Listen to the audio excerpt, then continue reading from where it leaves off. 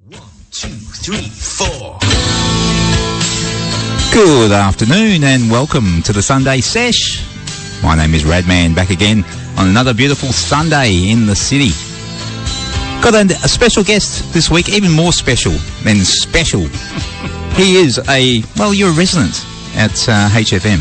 Almost. So, yeah, so from in the scene on a Tuesday night. Absolutely. Yes. Every week. My favourite show on the station. Oh. Honestly, it is. I love it. This is Joe. Thanks very much for having me. No worries, Joe. Hang on. I do this every week. I forget to put the applause on. Can't even hear it. Does it even work? Yeah. No, I did. Oh, good. So, well, we're not here because of your West Australian music links today. No, not today. We're here because you're Irish. That's right. Allegedly. Allegedly. So, it's St. Patrick's Day tomorrow. It is. So we're going to have an all-Irish show today and just learn a bit about Ireland. I've got a lot of questions. Okay, I hope I have the answers. Yeah, well, we'll see how we go. No hard questions, Joe, of course. It's still just a bit of fun here, the Sunday Sesh. And all Irish tunes today. Couldn't be better. Yeah. So you can text in 0485 838 436. That's 0485 838 436. If you're going to send a request today, just make sure it's Irish. That's the only stipulation for today's show. Other than that, you can email studio@hfm.radio, or if you want to, you can give us a call at 9398 3100. We're going to kick the show off today with a little band, probably the biggest Irish band of all time. Probably. Yeah. It depends on who you ask, I suppose. Yeah. But yeah, probably internationally the most, famous, and they've certainly done some of the biggest tours. Yeah. Here they are. This is U2 with Sunday Bloody Sunday. You're on the Sunday Sesh with the Sunday Bloody Sesh with Radman and Joe. I can't believe the Boomtown Rats. I don't like Mondays. Who does? No, that's true. We're just talking about it. Pretty much one-hit wonders, weren't they? Well, kind of. That's definitely their biggest song and most memorable. Not that was the only thing they ever released, but it's the one everyone thinks of. Yeah. When you say Boomtown Rats, it's always I Don't Like Mondays. Yeah, for sure. Before that, Van Morrison, Brown Eyed Girl, just absolute classic. Oh, absolutely. Yeah. I love the guitar in that. It just feels like it's doing its own little thing, just in the background. Yeah, just cruising along. Yeah. And I like listening to that through headphones as well, because you can definitely hear the different sides. I like listening to most music through headphones. Yeah, it definitely helps. It's weird because people don't have decent stereos anymore. Yep. So headphones is the closest thing. Yeah. Where you really hear all that movement of the sound. Yeah, exactly. And all the little subtleties. And that song, Van Morrison song, I mean, it's 1960, was it 67 or something? Yeah. Before I was even born. Yeah. Before you were born. Yeah. Awesome song, Brown Eyed Girl. And off the top there, U2 with Sunday Bloody Sunday. And you're on the Sunday Bloody Sunday Sesh today. I am the Radman, and we're with Joe from In the Scene. Now, we got you here, Joe, because you're Irish. Yep. But we do have to establish your credentials. Make sure we've done the right thing. Well, I said allegedly because I was born in Ireland. I lived there till I was 20, but now I'm a lot older than 20. Yeah, okay. And I haven't lived there since. Well, tell us about where were you born? Where did you grow up? I was born in a place called Mooncoin. Oh, Mooncoin. And there's a song about it called The Rose of Mooncoin. Oh, is it? Okay. Yeah, famous song in Ireland. It's a tiny wee place. Right. South Kilkenny. Okay. Closer to Waterford, but we don't like mentioning that. That's a bit of a, there's a rivalry. Is there? Oh, yeah. Well, I've heard of Kilkenny because I think they make a fine drink there. They make a few fine drinks there. Yes, they do. And, have lots of history. It's a beautiful city. Okay. Probably one of the few cities in Ireland that still has most of its character and history, and there's a massive castle in the middle of it. And stunning spot. Okay. So you were born in the 70s? I was born in 1970. Oh, 1970. Okay. Yeah. So I grew up in the 70s and more 80s, I guess, when you were getting into the music scene. What was it like in the 80s in Ireland?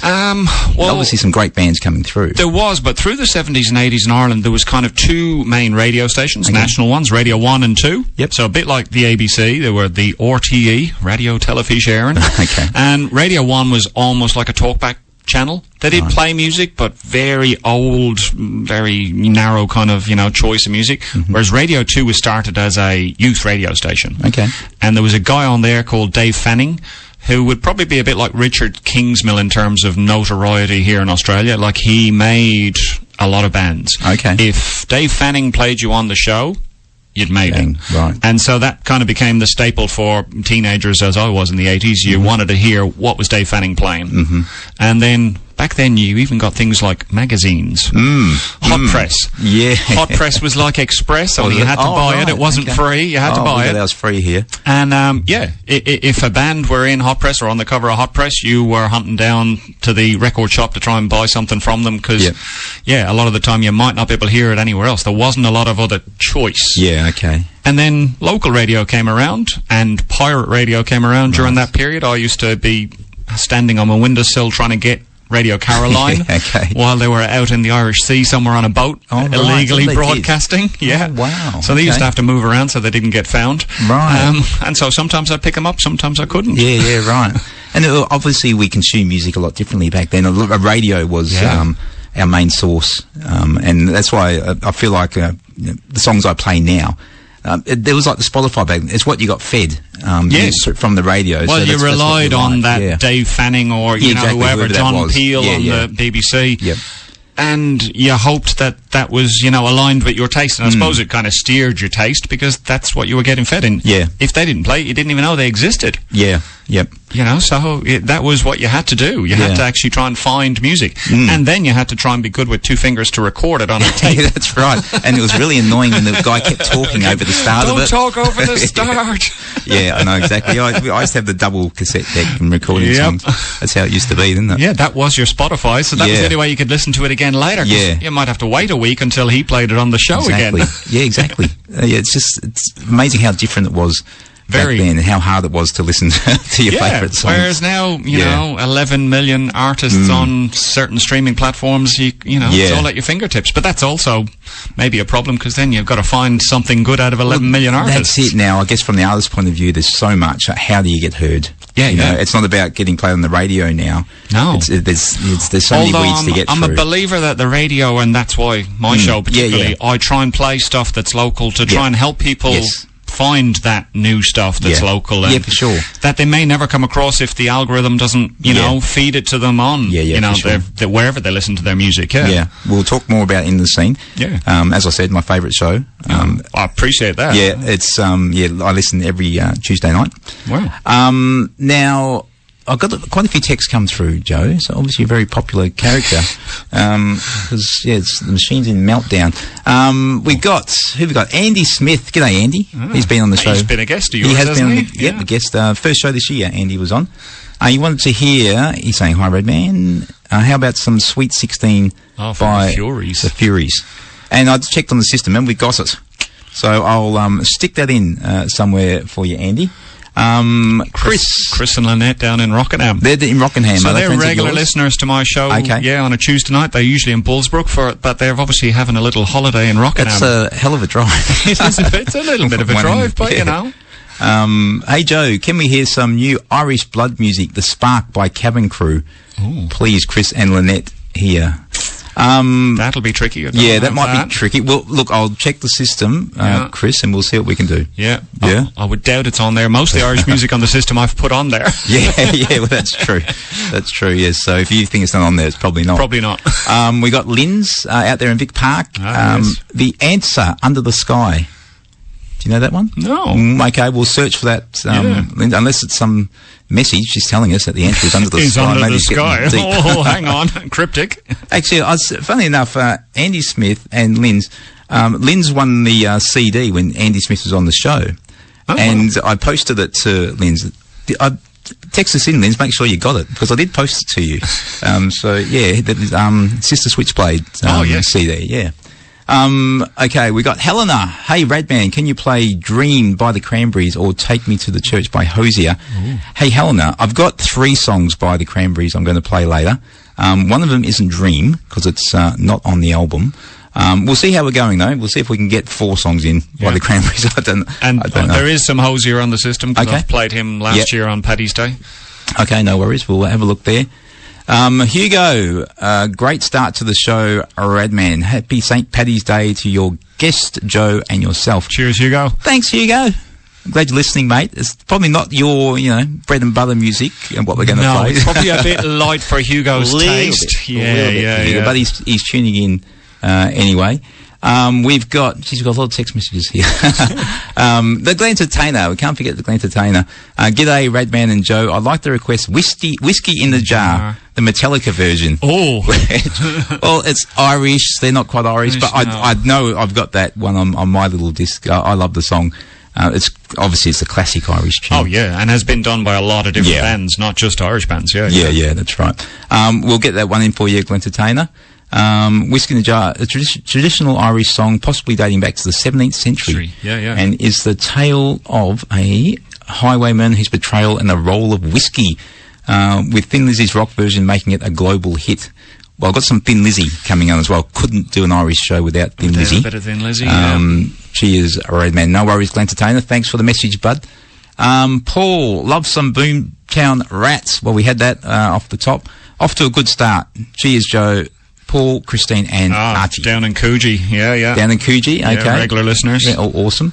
And Chris again, all good, we appreciate the call out. Legends. No worries. There we go. There was a few messages to kick the show off. There you go. It's good to know somebody's out there listening. Of course it is. Yeah, I love getting the messages. Yeah, same. Yeah, absolutely. You can send the message 0485 838 436 anytime you like, or studio@hfm.radio. Hey, Joe, now you chose 4 songs this week. Actually, I normally get 3. Oh, okay. You sent Thanks 3 yeah. Well, it's okay. You're lucky I didn't send 50. Yeah, I call it the Irish treble, this one. Yeah. The first one is, and I was saying I absolutely love this song. I hadn't heard it before, but it got played quite a bit in my house in the last week. It's by Imelda May, and it's called Johnny Got a Boom Boom. Yeah. Tell us about the song. Oh, she's amazing. I discovered Imelda May watching Later with Jules when I was living in the UK. I loved that show. If people know Jules Holland, he would sometimes play with the guests. So he would play piano and they would sing, but he was breaking all these artists that you didn't hear anywhere else. So every week I was looking forward to this TV show to see who he had on there. And I was discovering, I listened to a lot of music, but I was discovering artists like Imelda May, who was Irish, who I'd not heard of until I saw her on Later with Jules. Yeah, okay. And as soon as I heard it was this track, I was like, wow. This girl's special, and I love that sound. Yeah, it's a really good song. Very catchy. Oh, hell yeah. Good luck not humming this for the afternoon, folks. That's the one. Just a couple more quick messages. Mandinka from Sinead. I've actually got that song I've already got that one planned. Brilliant song. So we'll play that one. No name on that text, so if you want to just send your name through and give you a shout out there. And from Maria, we've got I'd like to request Breathless from The Cause. I did have some Cause in. I can't remember what song I actually put in. I'll put Runaway in. Oh yeah. But I'll see if we got The Cause. Breathless, and I'll switch it over for you, Marie. Although Runaway, I love as well. Well, I was going to say we refer to the Cause, or my wife does, as the beautiful Cause. Right. Okay. Have you seen them? Oh, the whole family, 4 of them. Yeah, they're all gorgeous. They're stupidly stunning. I know, it's not fair, so unfair. And they sing like angels. Yeah. I actually seen them live in the 90s. I'll tell that story when we play them later. It's not much of a story, but it's something. But we're going to kick off now with Imelda May. Johnny Got a Boom Boom. You're on the Sunday Sesh with Radman and Joe.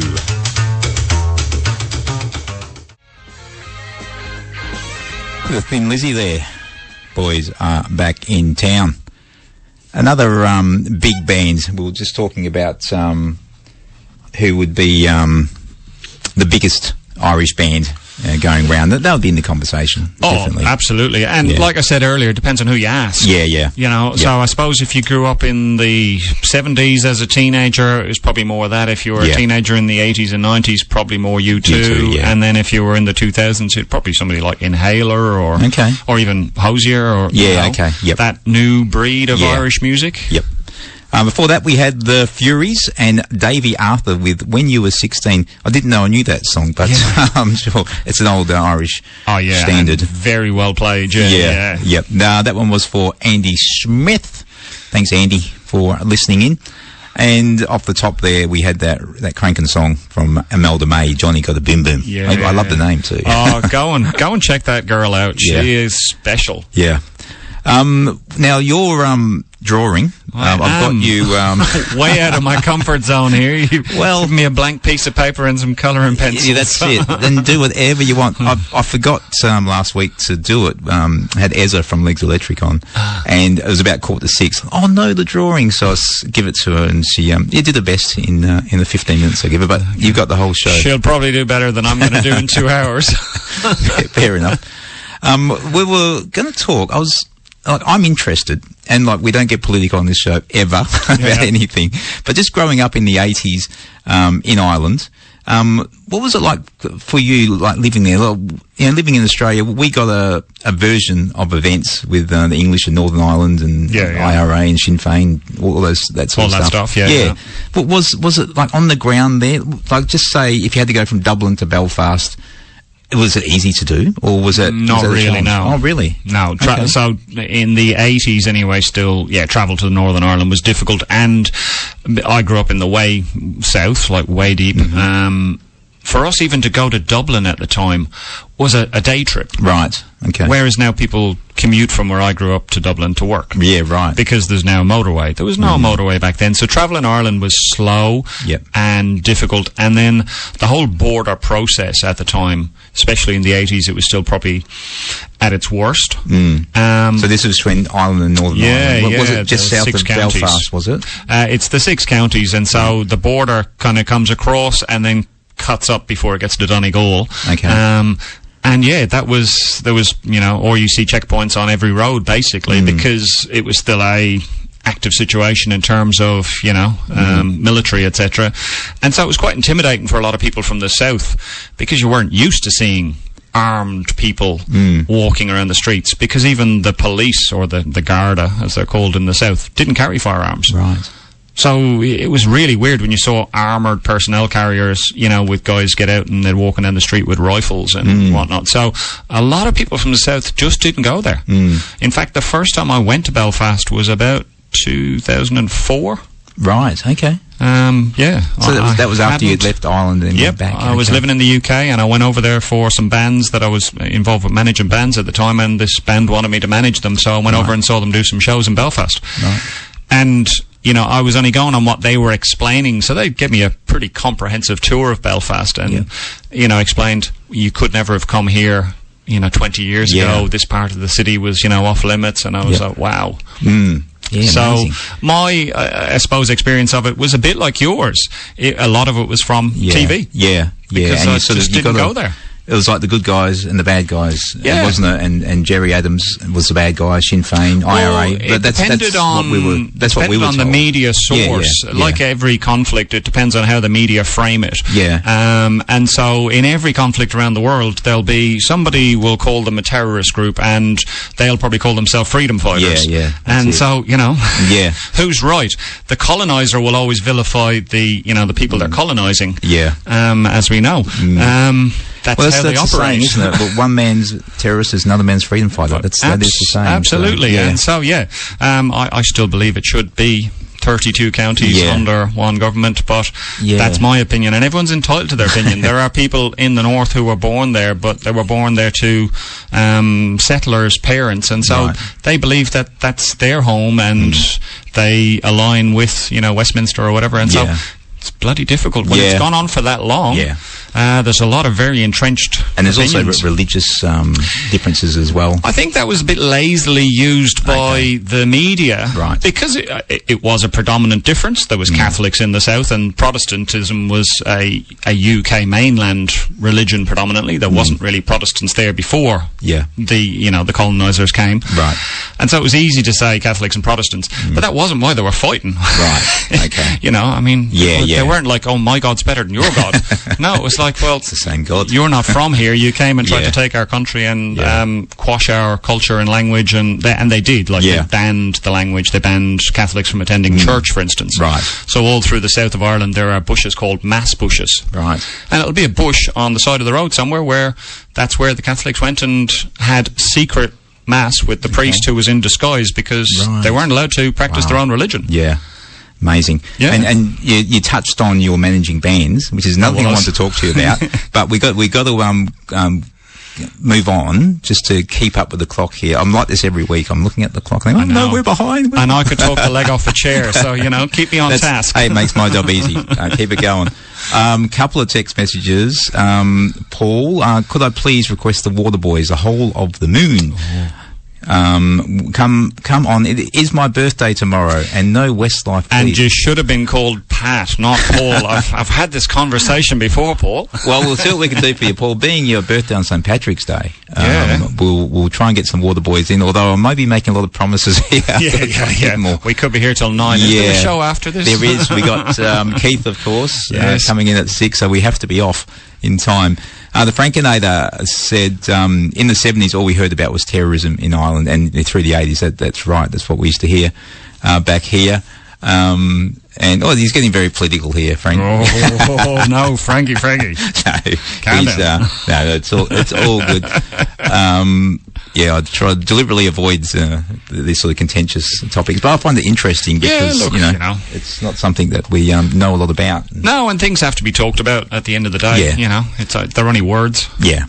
Now the next song is the band called The Thrills, and the song is called Santa Cruz. Tell us why you picked this one, Joe. Well, like I was, I suppose, suggesting earlier, I wanted to try and pick some stuff that just kind of showed the expansion of Irish music over the decades. Mm-hmm. And we're kind of going slightly in reverse and then coming back to the future. I suppose I should have ordered them, by date. Just played them in your order. Yeah, well, that was how I thought of them. Yeah, that's fine. Things like Imelda May, when you hear that, you wouldn't think, oh, she's Irish. The Thrills, similarly. Okay. It kind of reflected what I was listening to in the early 2000s, because I'd been in the UK for a few years, but I was still very closely aligned to what was going on in Ireland. And this is, again, a topic comes up with a lot of the diaspora as they spread around the world, is how connected they stay to Irish culture, Irish music, Irish sport. Yep.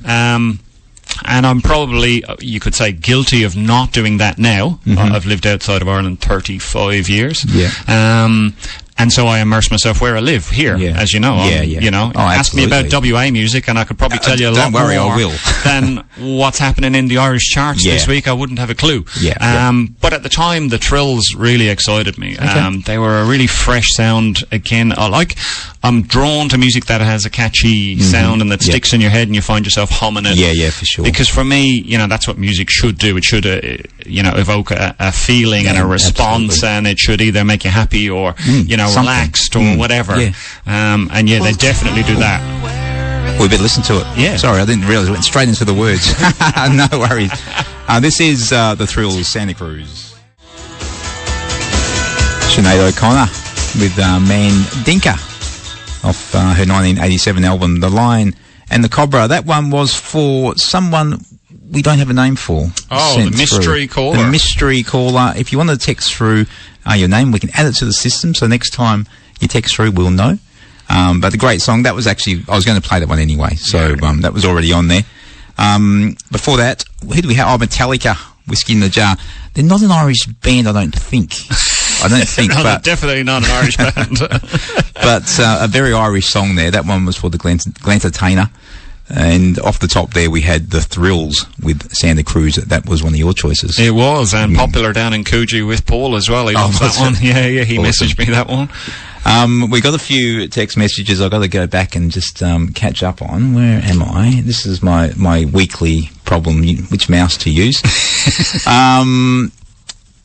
Now, the Glentatainer said, "Hey, Joe, you must know Fieldsy. Do tell us about her, please." I don't, I'm afraid. Know Fieldsy. Maybe she's Irish and you're Irish, so you should know each other. Absolutely. See, that is the logic. Yeah. You might have to fill us in, Glentatainer, who Fieldsy is. Yeah, give us a clue. Also, Glentatainer says, Australian actor John Waters played guitar and sung Sweet 16 for real in Ben Elton's film 3 Summers, shot at Fairbridge Village near Pinjarra. Great song and movie. There you go. Wow. Yeah, home of Fairbridge Festival, I'd assume. Yeah, just on... Yeah, I think it's just between, sort of, on the way to Pinjarra, just that turn off to Jarradale, you get up the hill. I think it's just there on the left. Paul, could I please request the Waterboys, The Whole of the Moon? Well, no, you can't. Did I read that before? I did read that before. They're just on the border, the wrong side. They're in Scotland. Yeah, they're Scottish, Paul. Yeah, we've had the Paul rank here, and Joe has. He knows that. He realised that after he texted. Oh, that's right. Yeah, you did say that.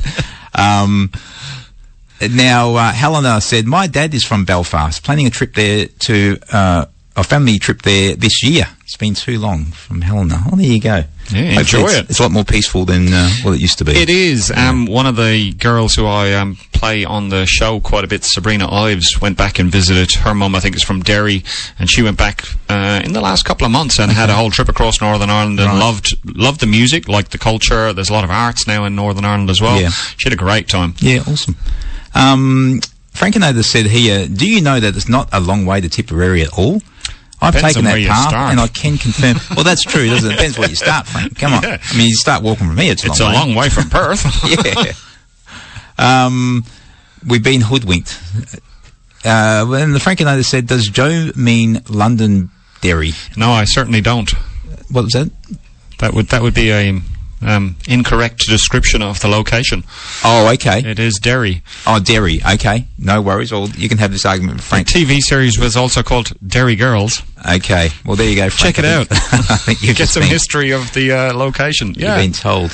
Hey, he's trying to wind me up, Frank. Oh, is he? Oh, okay. Oh, yeah. A little in-joke. Yeah. I was going to ask you about your career over...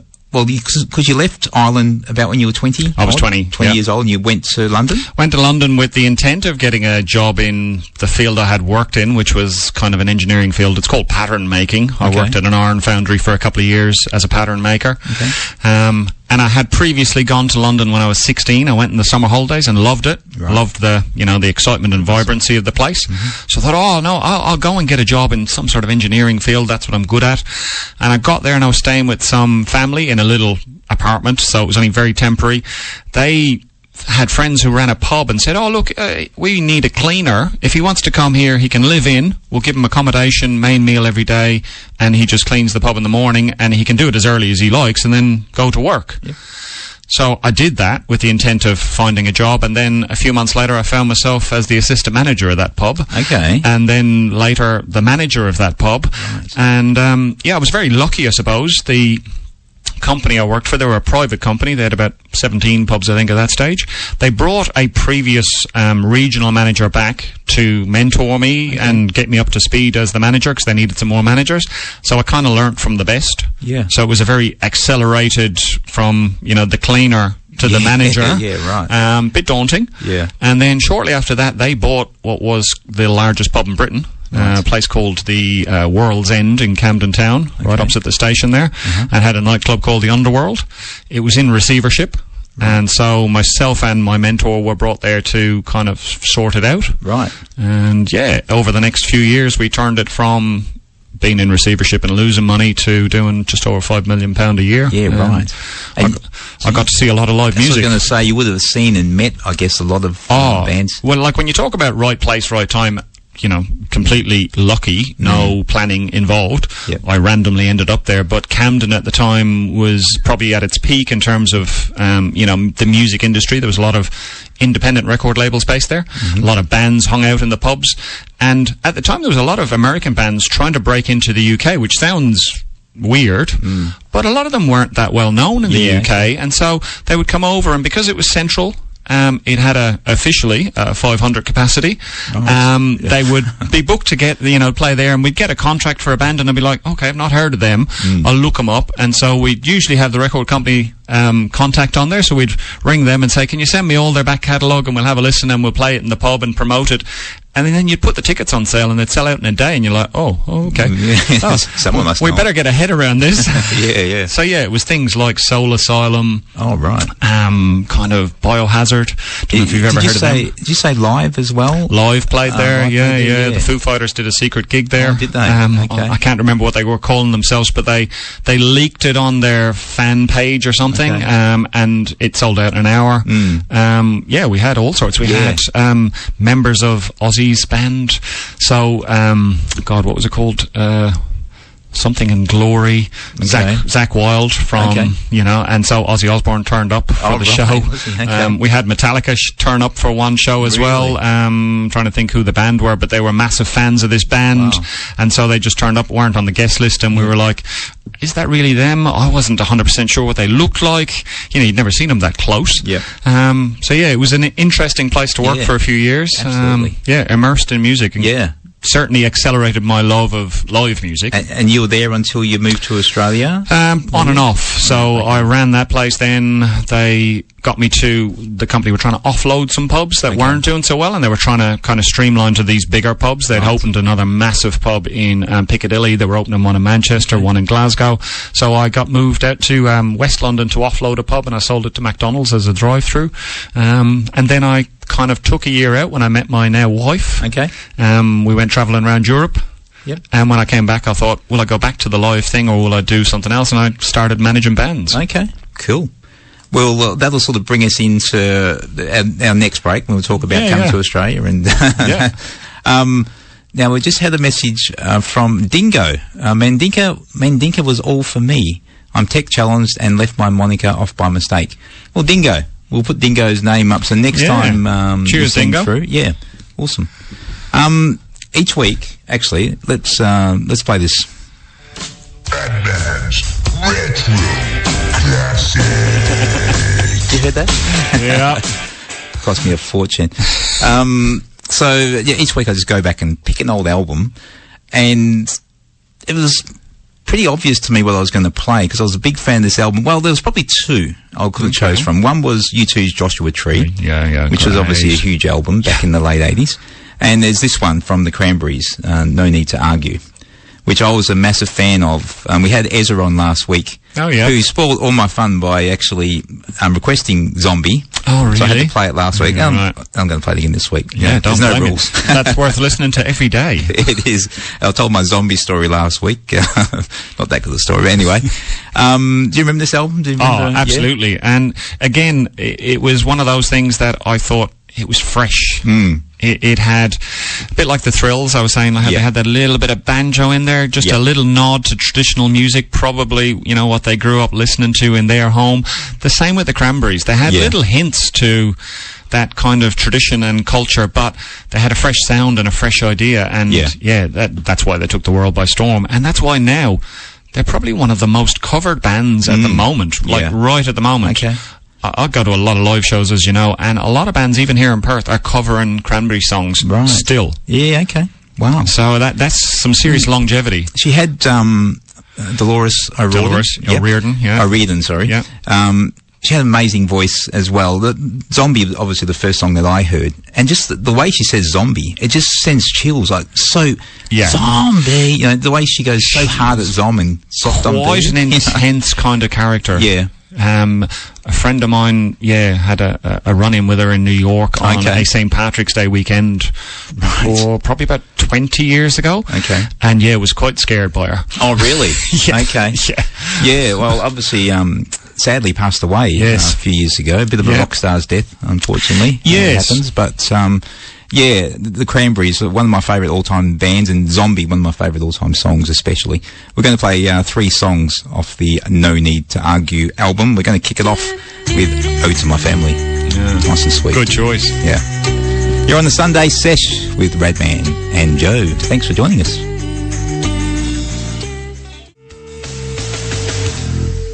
The Cranberries. That was Zombie.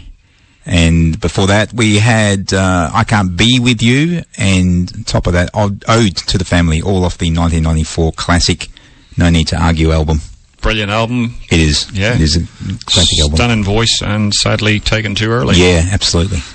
As often happens. She led that rock star life. And, just going back to our messages. Now, Mike and Rolling Stone, I feel like I missed one. Mike in Rolling Stone. Can you play Wednesday Week by the Undertones? And that's Mike from Rolling Stone. Mike, I don't have any undertones on the system, unfortunately. Sorry about that. We should sort that out. Because you were excited when you seen that. I was. I like the undertones, Thanks for listening, though, Mike. And, next week, if you want to, well, actually, what I'll do, I'll get it during the week, and I'll play it on next week's show, even though it's not an Irish special. I've got actually Michael Menner from, I've got no. Art of Dysfunction. Oh, wow. Yeah, so he's on next week. I think he'd probably appreciate that song. Yeah, okay. Probably not quite in Art of Dysfunction's wheelhouse, but okay. Yeah, close enough. Okay, well, I'll definitely give it a play. I've got to play another one for Marcus next week as well, who requested the song last week. Yeah. But it wasn't Irish, so I couldn't fit it into this show. Yeah, right. Queens of the Stone Age. So I'll play that one, Marcus, if you're listening, if you can listen next week. Marcus has some good taste. As well, yes, yeah, awesome song. Couple others here. The Glentertainer, Fieldsy. Oh, we're talking about Fieldsy earlier. Now, this is the lowdown. Fieldsy is an Irish-born singer and songwriter known for her Celtic rock sound. She has been performing music for over 25 years and was very influential in the Perth music scene for over 10 years. She's gone back to Ireland now and has been gigging non-stop. I've tagged her on your Facebook page. We'll check her out. Okay, no worries. Thanks, Glentertainer. Might fit into in the scene at some stage if she was here for a few years. There you go, yes. Yeah. He's always good with his, general knowledge and history. Something I'm terrible at. No, he's always got tidbits for the show. And the Hen Shooter's listening in. G'day, Hen Shooter. G'day, Ryan. My sister Leah had this album on cassette, talking about No Need to Argue, growing up here in Gosnells. The two boys shared one room, three girls shared the other room every day before and after school. My sister played this cassette in its entirety through and through and through. The four other siblings. Let's just say one day let's just say one day the four other siblings cracked, and it's amazing how small you can chop a cassette into. Nasty. Oh, harsh. Yeah, that is. It's funny now that I listen to these tracks and actually like them all. Those Zombie, still grates on me because of my sister, who said that cassette players had a repeat button. Thanks, Hen Shooter. Good story there. Yeah. Hey, in your story, we got to coming to Australia. We sort of had to rush through a little bit, but you made it to Australia what year? 2003, finally, to stay here. But I came here just before Christmas, 97, so the start of 98, for a year as a work and holiday visa. Okay. And got a taster of Australia. Okay. Stayed here in Perth for most of that time because my wife is from Perth. Right. And then we bought a $600 combi out of, I think at the time it was called the Quokka. Yes, the Quokka. Free Ads magazine. Yeah. Sure. So we bought a very dilapidated combi. Okay. And off we went. We went across the Nullarbor, picked up some mates in Melbourne once we got to there, and then headed up the east coast, and it met its end very smokily outside of Lismore. And there was a large bang from the back, and then there was smoke coming out of the vents at the back, and we opened the little lid on the engine and there was flames. And so we sold that to a wrecker. I don't know if that's a good thing. It wasn't. Definitely wasn't. It was quite terminal. I think we had probably given it its toughest life, bringing it across the Nullarbor and driving it 11 hours at a time. It reminds me, I'm going to go up to Kalbarri in a couple of weeks, and I've got an old Commodore which has got like 406,000 kilometres on it. So just broken in. Just broken in, yeah. I'm going to try and drive that up there. So if I don't make it, obviously I'm on the side of the road somewhere. So maybe Google wreckers. Between Perth and Kalbarri somewhere. You might get petrol money for it. Yeah, maybe. Who knows? Maybe. Okay, so you're outside Lismore. On a Friday night in Cane Country. Anyone who's been, it's a place called Woodburn. Okay. That was that's a dot on the map. Lismore was the closest. Real town. Yep. And found the one and only tow truck who towed us to their yard and said, we'll have a look at it maybe Monday, but it looks kind of terminal. There was a hole about the size of a 50-cent coin in two places in the engine case, and rods had come through. Those things. Yeah. Do you need them? I think you do. Allegedly. Apparently. Who knew? I'm not mechanically minded. And so we stayed at the pub, the only pub. A couple of us slept in the dilapidated old combi, and then we got the local paper, and there was one van in the paper. It was for sale in Lismore, and the receptionist from the tow truck / mechanic drove us there, and we bought that the next day. Okay. And that completed the trip back to Perth, but it lost its number plates along the way. And so you're back in Perth now. There's probably a lot there. there. I wanted to talk about your radio, and how you got involved here at HFM and in the scene in particular, West Australian Music Show. Well, I first got involved with 107 through a mate, Chris Gibbs, who's a long-term musician around Perth, and they were doing Live at the Creeks, the first one, 2015, and he said, "Oh, look, you've got a little business there looking for sponsors for Live at the Creeks. Would you be willing to, help fund it?" So I sponsored it as my business at the time. And then the following year, they got me down here as a sponsor. They brought all the sponsors in and got to see the bands and, And so I kind of got more involved. And then I've been a sponsor of the station on and off pretty much since. Right. Awesome. And so then about, I suppose, 18 months ago, 2 years ago, I think it was Bree sent a message to all the members, corporate members, etc., saying, look, anyone who'd want to help a little bit more, at outside broadcasts or whatever, come along, we'll train you. And I said, well, I have no knowledge, no experience. I can't do any of the button pushing on that side of the desk or anything. But got involved. They taught me how to panel for the outside broadcasts, and then got me down at a couple of the Canning Show ones with Simon, who does the Drive show. On Monday. And he managed to get me talking on the mic and haven't shut me up since. Yeah, and you do the West Australian Music Show, which I'm very jealous about. Because when I first reached out to HFM myself, I was doing a bit of work at a different community station. Yeah. My idea was to do a West Australian Music Show. Yeah. And they said, well, we've already got one. Yeah. So, I'm very jealous, and don't let me make you a coffee because you never know what might be in it.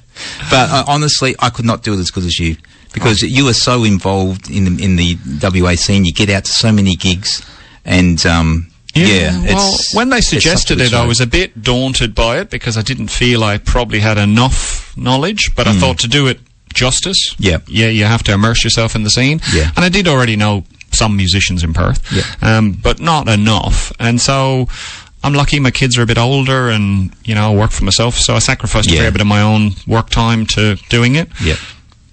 Much to my wife's dismay. Luckily, she's not listening. She's at the football. Oh, yeah. I forgot the Eagles are playing. Yeah. I was going to say that, but people might turn, the Eagles are playing. We'll go and listen now. Don't. It'll be repeated later. So I kind of threw myself headlong into it, and I get to as many shows as I can every week and try and keep my finger on the pulse of what is happening in Perth and what's fresh. And I wasn't sure what the show would be to start with. But it kind of evolved into, right, let's try and shine a light on the newest of new. Yep. So, bands releasing their first single. Yep. First time ever played on radio. There's been quite a few of those that said, nobody's ever played our song on radio before. And so it's kind of grown from there, and we're up to show 50 this week. So awesome. 2 more weeks and it'll have been a year. Yeah. I mean, shows do. I didn't know what this was going to be. Yeah. And once I couldn't do the WA show, I thought, well, I'll just do something. I don't know, 90s music maybe. And just evolves. And I didn't have a plan to have a guest co-host to start with. It was just going to be me. Yeah. And then I did a couple of sort of practice shows on the Sunday wash-up. I thought, this is really hard by yourself. It's really boring. I found no one to bounce off. Exactly. Yeah. And I think I like getting to know people as well. So having someone who I didn't know well, or even if I did know them, but got to know other sides of them. Yeah, it's so that's what this show evolved into. Absolutely, as it is and now, and I think and still evolves. The freshness that your guests have brought to the show in terms of that's a different taste in music, and God, we all have very varied tastes. Yeah. So every week you have a little fresh bit of your show. Yeah, and I guess it gives you something to bounce off to now, because they've picked some songs and you go, okay, how am I going to fit that into what I want to play this week? Exactly. And it'll inspire some stuff. Yeah. And so, it's the same for me. I will get 1 or 2 tracks that I really like and they're brand new, and then I'll think, okay, this would go with that and that would go with this. And the kind of flow of the show is not always the same. It's quite diverse. Obviously, I've tried to stay clear of the rock space because Rock Aria and Rock or Bust have that well covered, and then the Circle Pit with heavy metal. So I thought, well, there's a lot of unrepresented genres in Perth, and wow, there's so much new music. And you did the Fiery 50. In December, January, led up to New Year's Eve, over 2 weeks, and that was great for the station. It had a lot of new listeners come on, and it's great for WA music as well to have something like that. And I think it's something that will just grow and grow over the years. I was kind of blown away by the response from the voters, but also from bands who reached out and said, "Wow, thanks for doing that." even bands who didn't end up featuring in the top 50 or anything, but just that somebody was willing to, I guess, make it very local, shine a light on it. I was kind of blown away even when I came up with the idea. I didn't realize it would be as big as it was. Yep. And so I thought, well, I've played a lot of new music over the, whatever it was at that stage, 10 months, because I only started my show in April last year. And it was like 450-odd singles that had been released that I had played.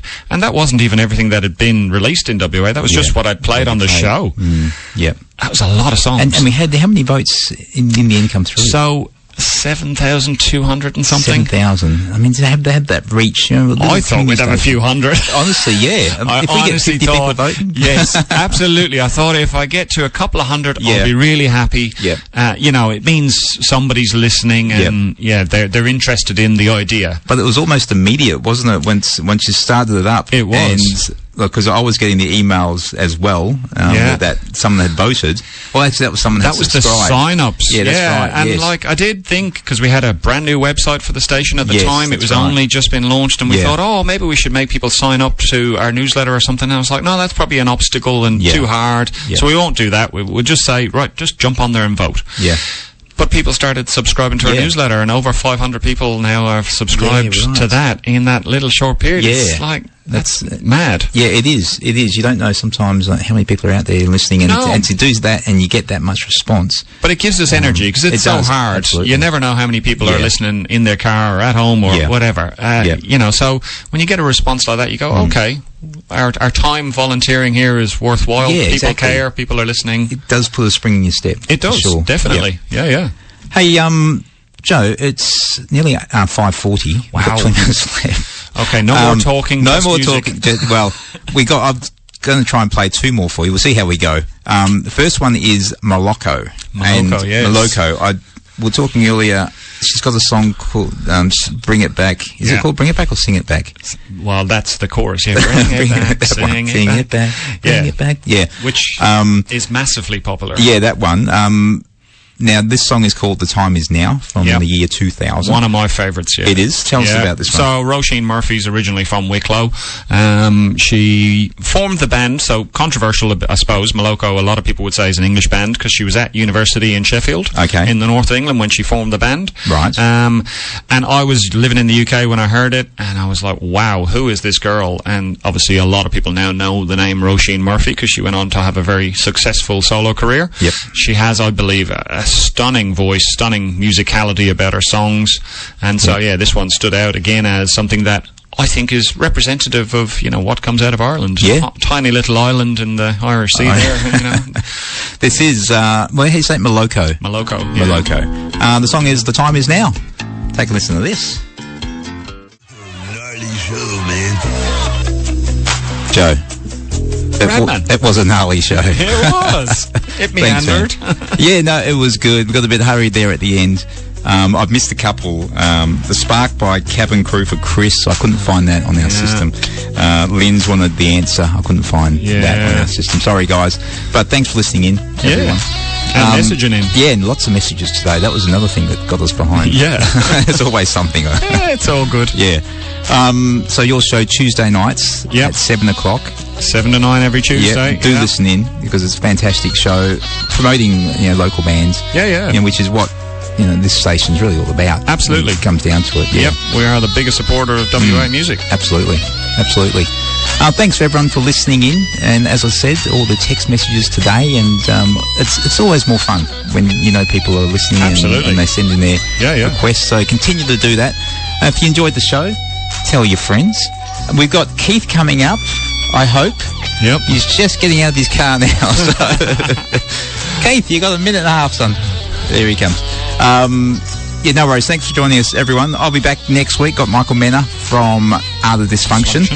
Looking forward to seeing him. I have a bit of a crush on Michael Menner. Oh, right. I do. Yeah, he's adorable. Right, okay. Have you ever seen him in real life? I have, yeah. I love him. Anyway, I'll try to keep that on the wraps when he's here. I don't want to freak him out too much. No worries. Thanks, everyone. I'll talk to you again next Sunday. Thanks, Joe. Thanks for having me. We'll talk in about 20 seconds. Enjoy your Paddy's Day. Yes, everyone. Enjoy St. Patrick's Day. Thanks. Catch ya. Bye.